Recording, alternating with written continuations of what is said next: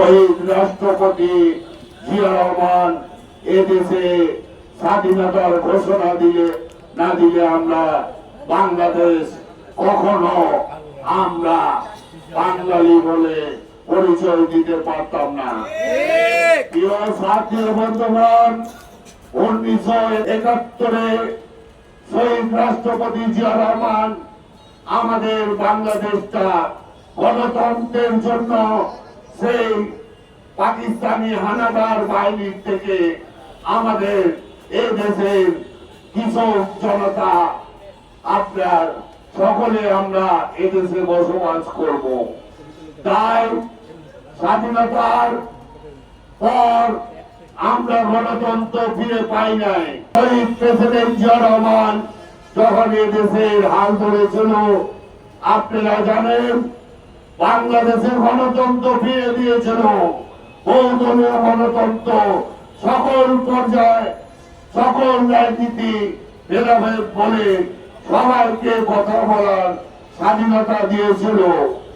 প্রিয় সাথী বন্ধুগণ, শহীদ রাষ্ট্রপতি জিয়া রহমান যখন এদেশের হাল ধরে, তখন এদেশ আপনার উন্নয়নে, এদেশ উৎপাদনে, এদেশ আমাদের যখন পরিপূর্ণ হয়েছিল, তখন বিদেশি ষড়যন্ত্র এবং এদেশে কিছু স্বৈরাচারদের চোখে বাংলাদেশের গণতন্ত্র সহ্য হয়নি।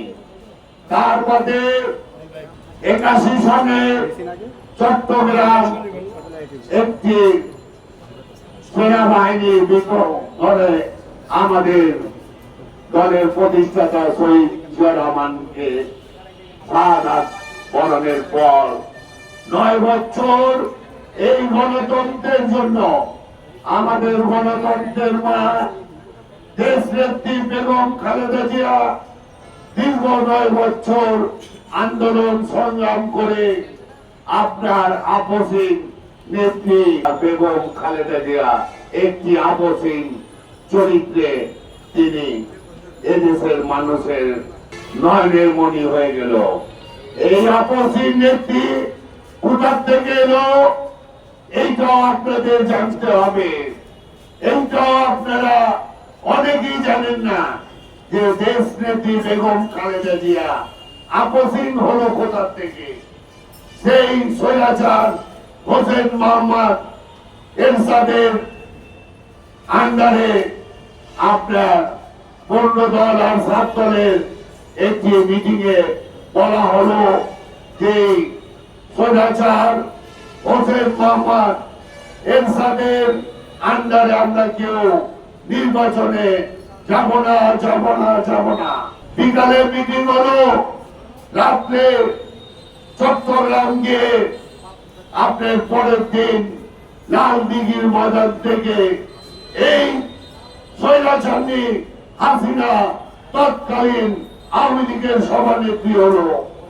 এই স্বৈরাচার আপনার রাজাকার জামাত ইসলামকে নিয়ে তারা 86 সনে স্বৈরাচার হোসেন মোহাম্মদ এরশাদের আন্ডারে তারা নির্বাচনে চলে গেল।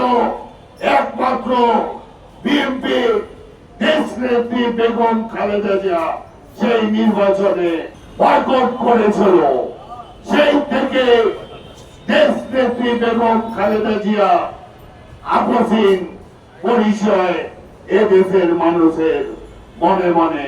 90 স্বৈরাচার পতনের পর 91-তে আল্লাহর রহমতে এদেশের মানুষ আবার গণতন্ত্রের জন্য সেই বিএনপিকে বেছে নেয়, সেই খালেদা জিয়াকে বেছে নেয়। প্রিয় বন্ধুগণ, তৎকালীন এদের ছিল রাষ্ট্রপতি শাসিত, আপনার প্রধানমন্ত্রী ছিল না রাষ্ট্রপতি। এখন বিএনপি নির্বাহী কমিটি, স্থায়ী কমিটি, বিএনপির যত এমপি সবাই মিলে এই নয়াবাজার বিএনপি অফিসে 18 ঘন্টা তারা মিটিং করে। এই মিটিং এ আল্লাহর অশেষ রহমতে সেই মিটিং এ আমাদের তৎকালীন বৃহত্তম কোতোয়ালি থানার সভাপতি আমার মঞ্চ উপস্থিত মোহাম্মদ মোহন এবং আমাদের ঢাকা মহানগরের আরিফ হোসেন কাজী, আমরা সবাই তখন 19টা কাচ্ছি 19টা খাচ্ছি কেটে তখন কাচ্ছি খাবারের ব্যবস্থা করেছিলাম। অনেকেই জানে না এই দয়াবাজার বিএনপি অফিস ঐতিহ্যবাহী শহীদ প্রেসিডেন্ট জিয়াউর রহমান এই অফিসে আপনার খালেদা জিয়া কতবার যে এসেছে সেটা আমরা গণায়ও বলতে পারবো না।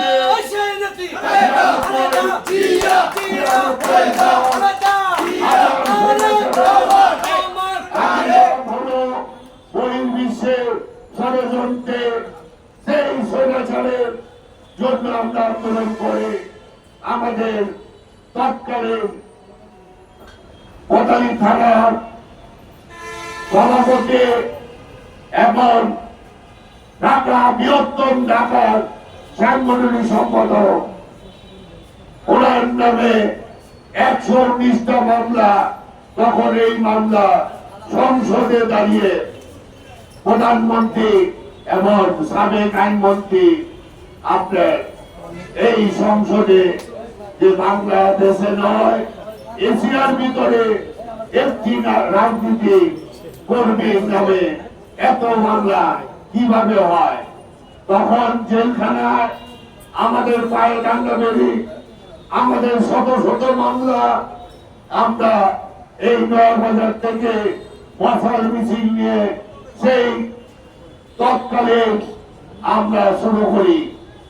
প্রিয় ছাত্রী বন্ধুগণ, সেই 2001-এ এই সরকারকে পতন করে আবার গণতন্ত্রের মুক্তি করে প্রধানমন্ত্রী খালেদা জিয়া যখন ক্ষমতা পায়, জনগণ যখন তাকে রায় বিপুল ভোটে তাকে আপনার রায় দেয়, তখন সেই উন্নয়নে আপনার এবং এ দেশে শত্রুরা মিলে একের পরে বোমা হামলা, একের পরে অস্ত্রবাজি, একের পরে এক মার্ডার করে এই সরকারকে বিপদে ফলায়।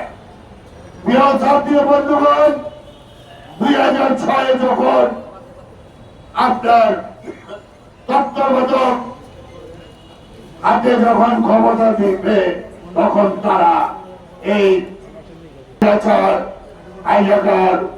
রাজাকাররা তৎকালীন এই বেগম খালেদা জিয়ার বিরুদ্ধে আন্দোলন করে তখন এদেশে 111 আনে।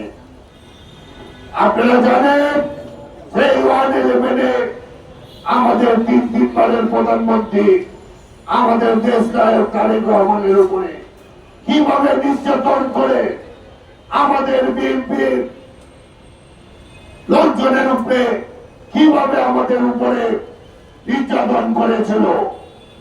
সেই 111-এর আমাদের বৃহত্তম কোতোয়ালির নেতৃত্ব আমাদের মহানগরীর আরিফ হোসেন নাদিম আমাদের দিয়ে কিভাবে নেতৃত্ব দিয়েছে আপনারা জানেন। প্রিয় ছাত্রী বন্ধুগণ, এই গণতন্ত্রের জন্য বেগম খালেদা জিয়া তখন নির্বাচন দিল যে সেনাবাহিনী থেকে দেশটাকে উদ্ধার করতে হবে, একটি গণতন্ত্র সরকার আসুক। সেই আশায় তারা খালেদা জিয়া সেই আশায় তারা ভেঙে দিল। সেই বর্তমান ফ্যাসি